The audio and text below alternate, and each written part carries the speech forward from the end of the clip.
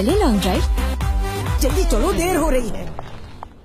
महीने में बस एक बार पाकिस्तान का नंबर 1 लेमन मैक्स लॉन्ग बार।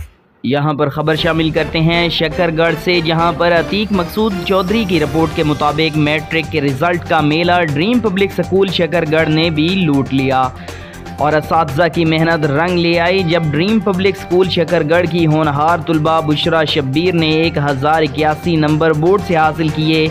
आवाज़ न्यूज़ के नुमाइंदे से गुफ्तगू करते हुए बुशरा शब्बीर ने कहा, मेरे बेहतरीन रिज़ल्ट के पीछे मेरे रब्बे करीम की करम नवाजी है, वालिदैन की दुआओं का ये समर है और मेरे इदारे के जो असातिज़ा हैं इनकी अनथक मेहनत है।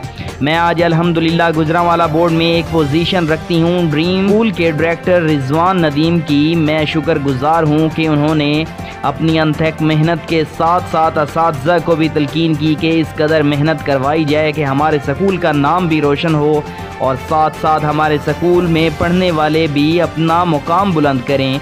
ड्रीम पब्लिक स्कूल के 1000 नंबर लेने वाले 50 से ज़ायद स्टूडेंट्स हैं, इसीलिए शकरगढ़ को तालीम का शहर भी कहा जाता है।